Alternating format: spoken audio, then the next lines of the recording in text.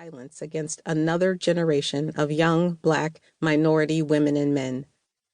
The bombing of a gay nightclub in Orlando indicates that hatred is as virulent as it was in decades past. The 2016 election of Donald Trump, the rise of the alt-right, and the denial of environmental decline are all stunning signs of the times. Given where we are, contemplative practices must do more than offer respite and space for retreat. We need healing practices and transformative responses to issues that continue to divide our society. We need to provide a platform for intergenerational dialogue and support for communities under siege. Only time will tell if contemplative practices will help to shift the paradigm of oppression. Right now, joy is truly unspeakable. But I have faith that soon, and very soon. I am grateful for my editor, Michael Gibson, and my husband, George, who revived my joy, and for the great cloud of witnesses who lean into the writing with me. Preface to the first edition. This book focuses on the aspects of the Black Church that point beyond particular congregational gatherings toward a mystical and communal spirituality, not within the exclusive domain of any denomination. This mystical aspect of the Black Church is deeply implicated in the well-being of African American people, but is not the focus of their intentional reflection.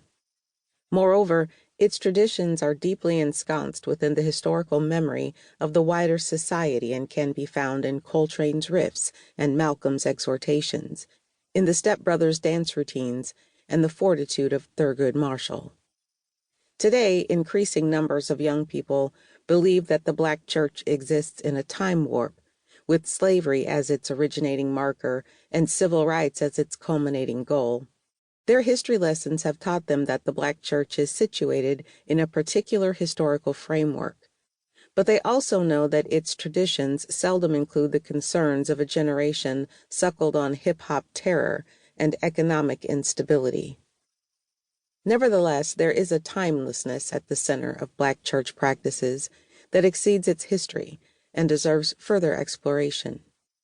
I am speaking of a shared religious imagination that manifests as the communal intent to sustain one another and journey together toward joy despite oppressive conditions.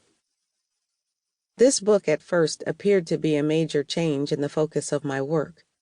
For the last few years, I have been thinking about the cosmos and our place in it. From black holes to dark matter, I considered the cosmological aspects of Africana identity that were masked by discrete social and racial categories.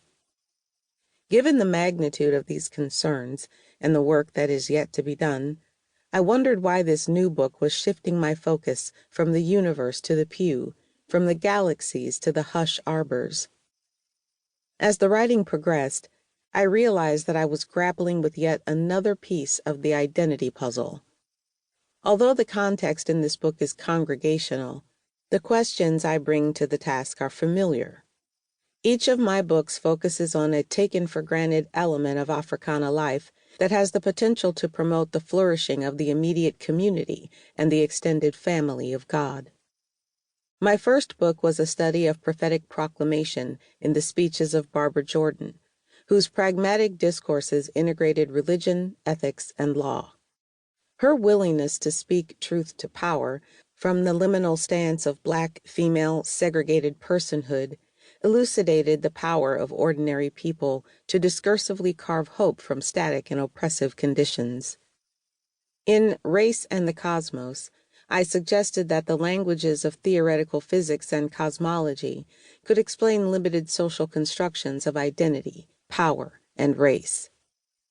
In this book, I am bringing contemplation into focus as an important, taken-for-granted worship legacy in the historical Black church.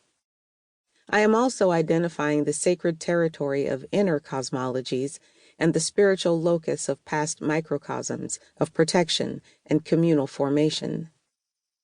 Those who study contemplation as a practice or religious experience soon find that they are engaging geo-spiritual spaces that have the potential to ease post-modernity's striving and disassociation.